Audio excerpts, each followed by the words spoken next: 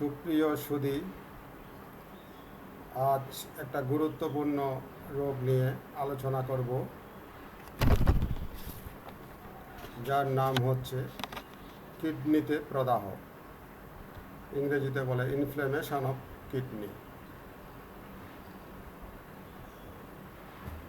Kidney মানুষের শরীরের একটি অতি মূল্যবান এবং গুরুত্বপূর্ণ সম্পদ। মানুষের শরীরের অপ্রয়োজনীয় ও দূষিত জলীয় পদার্থ শরীর হতে ছাঁকিয়া বাইর করার জন্য যে যন্ত্রটি অবিরাম কাজ করে যাচ্ছে তার নাম হচ্ছে কিডনি। কিডনি রক্তকে পরিষ্কার করে থাকে। আমরা যতই জলীয় পদার্থ পান করি না কেন, তার যতটুকু শরীরের প্রয়োজন ততটুকু শরীরে রাখিয়া বাকি অংশ মূত্ররূপে শরীর থেকে বের করে দেয় এই কিডনি। যদি কোনো কারণে শরীর থেকে ওই সকল জলীয় পদার্থ বের হতে না পারে, তখন শরীরে শোথ বা ফুলা দেখা দেয়। শরীরে শোথ বা ফুলা দেখা দিলে শরীর আস্তে আস্তে অসুস্থ হয়ে পড়ে। যদি এমনি অবস্থা কয়েক ঘন্টা চলে, তবে শরীরের কোষের মধ্যে পানি জমে যায় এবং এর ফলে কোষগুলির নিউট্রিশন বন্ধ হইয়া পচন দেখা দিবে। তখন মৃত্যু অনিবার্য। কিডনির ইনফ্ল্যামেশন বা প্রদাহের ইংরেজি নাম হচ্ছে নেফ্রাইটিস। প্রধানত কি কি কারণে কিডনিতে প্রদাহ হয় তা উল্লেখ করছি। অ্যালকোহল এই কিডনি রোগের প্রধান কারণ। অজীর্ণ রোগে আদার রস সেবনেও কিডনি রোগ বা নেফ্রাইটিস হতে পারে। অনেক সময় ডিপথেরিয়া, হাম, টাইফয়েড জ্বর, বসন্ত, ম্যালেরিয়া, ইরিসিপ্যালাস, কলেরা, টাইফাস, আমাশয় প্রভৃতি রোগে ভোগার পরও কিডনিতে প্রদাহ হতে পারে। বীজে বা স্যাঁতস্যাঁতে স্থানে বসবাস এবং অতিরিক্ত ঠান্ডা লাগার কারণেও কিডনিতে রোগ হতে পারে। সিফিলিস, যক্ষ্মা, স্কারলেট বা রক্তজ্বর ইত্যাদি রোগ থেকেও কিডনিতে প্রদাহ বা ইনফ্ল্যামেশন হতে পারে। আগুনে মারাত্মক ধরনের পুড়ে যাওয়ার কারণেও কিডনি রোগ হতে পারে।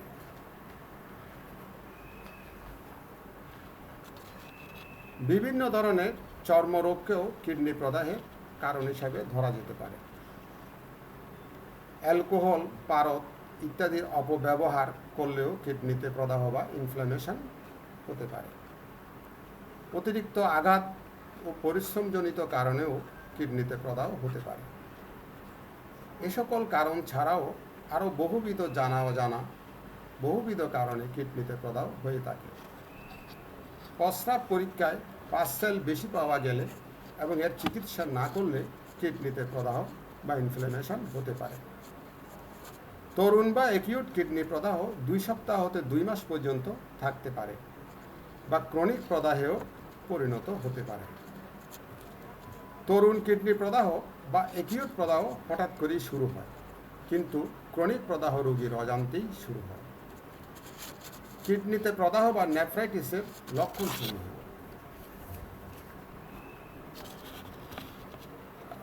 তরুণ বা অ্যাকিউট কিডনি প্রদাহের প্রাথমিক পর্যায়ে রোগীর 103-4 ডিগ্রি পর্যন্ত জ্বর থাকতে পারে। পিঠ থেকে কোমর পর্যন্ত খিঁচিয়া ব্যথা শুরু হয়। শরীরে রক্তশূন্যতা দেখা দেয়। গায়ের চামড়া শুকনো, খসখসে ও ফ্যাকাশে হয়। রোগীর ক্ষুধাহীনতা প্রকাশ পায়, অর্থাৎ ক্ষুধা থাকে না, অর্থাৎ রোগীর মুখে খাওয়ার রুচি থাকে না। শ্বাস প্রশ্বাস দ্রুত হয় এবং জ্বালা পোড়া বেশির জন্য রোগী প্রস্রাব করতে খুব কষ্ট পায়। মাথা ব্যথা, পেট ব্যথা এবং নাড়ির গতি বা পালস বেশি হয়। রোগীর বমি বমি ভাব হয় এবং বমি হতেও পারে। শোথ বা ফুলা প্রথমে চোখের নিচের পাতায় ও পায়ের গেটে দেখা দেয়। ধীরে ধীরে শোথে রোগীর সমস্ত শরীর ফুলে যায়। ঠান্ডা লাগার কারণে কিডনির প্রদাহ হলে রোগীর সারা শরীরে শোথ বা ফুলা দেখা দেয়।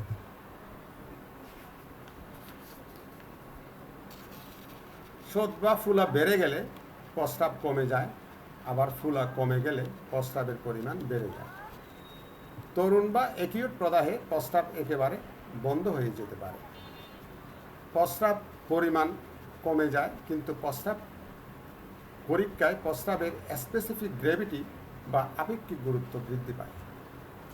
প্রস্রাব পরীক্ষায় অ্যালবুমিন,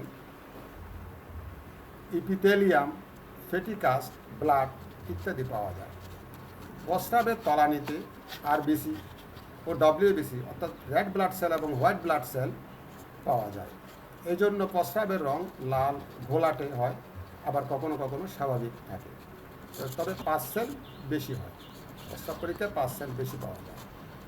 পুরাতন কিডনি প্রদাহের বেলায় রোগীর ক্ষুধা কমে যায়, আলস্যতা, অজীর্ণতা, পেটের গোলযোগ, ডায়রিয়া, আমাশয়, কোষ্ঠবদ্ধতা ইত্যাদি হয়ে থাকে। সন্ধ্যায় পায়ের গোড়ালি ফুলে ওঠে এবং রাতে বেড়ে যায়।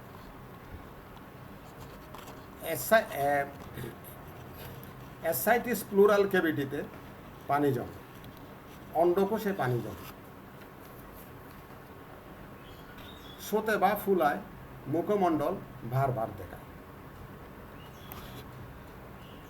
এই কিডনি রোগের জটিলতা সমূহ হচ্ছে বা নেফ্রাইটিসের জটিলতা সমূহ হচ্ছে কখনো কখনো pericarditis, peritonitis, pulmonary congestion, meningitis, retinitis, pneumonia ও হৃদরোগ বা হার্ট ডিজিজ এগুলো হতে পারে। তরুণ বা অ্যাকিউট কিডনি প্রদাহ বা নেফ্রাইটিসের বেলায় রোগী অল্প সময়ে আরোগ্য লাভ করতে পারে। ঠান্ডা লাগার ফলে যদি কিডনি প্রদাহ হয় তাহলে অল্প সময়ে রোগী আরোগ্য লাভ করে। সাধারণত অ্যাকিউট কিডনি প্রদাহ 1 হইতে 6 সপ্তাহ পর্যন্ত স্থায়ী থাকে। যদি 2 মাস বা ততোধিক কাল স্থায়ী হয় তখন ক্রনিক নেফ্রাইটিসে আক্রান্ত হয় এবং অধিকাংশ রোগীর তখন মৃত্যু পর্যন্ত হতে পারে। তবে অনেক রোগী সুদীর্ঘকাল রোগে ভোগার পরও মারা যায়। চিকিৎসা, এই নেফ্রাইটিসের চিকিৎসা হচ্ছে ব্যথার তীব্রতার উপর নির্ভর করে ওষুধ দিতে হয়।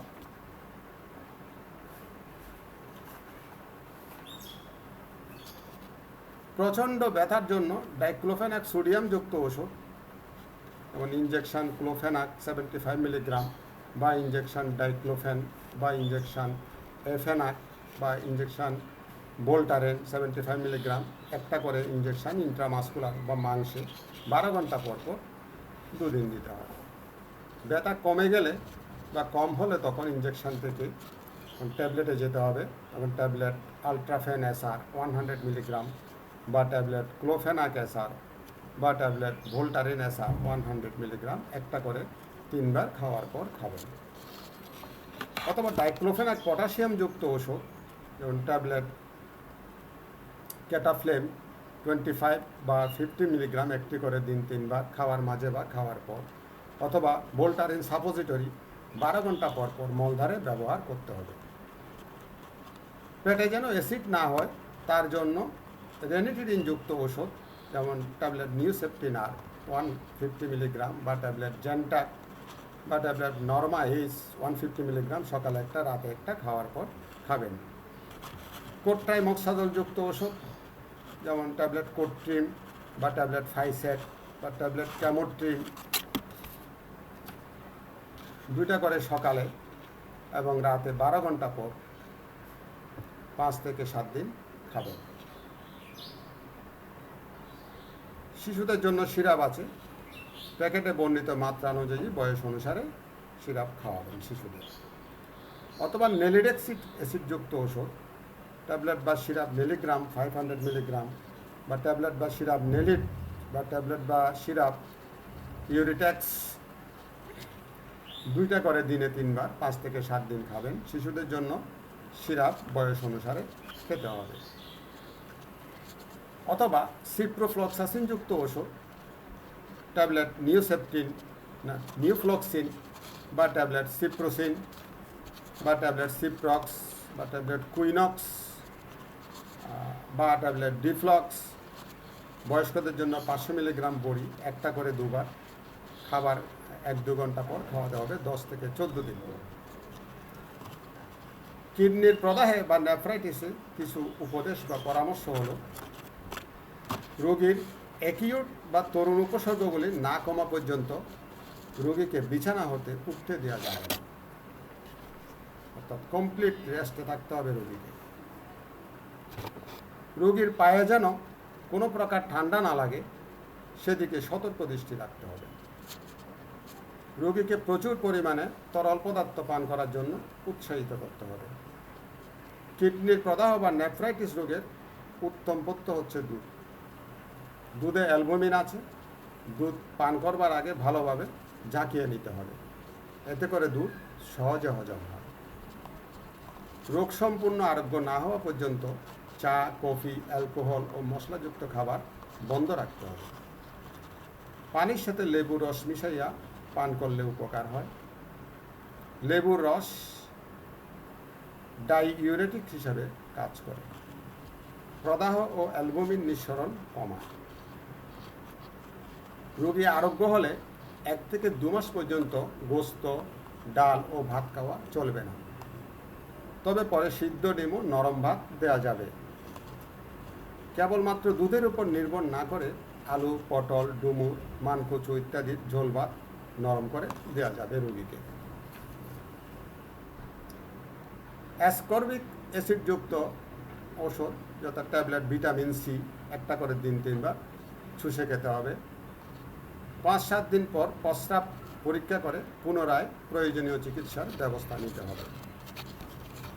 উল্লেখিত চিকিৎসায় রোগী যদি সুস্থ বা আরোগ্য লাভ না করে তবে বিশেষজ্ঞ চিকিৎসকের নিকট রোগীকে পাঠাতে হবে।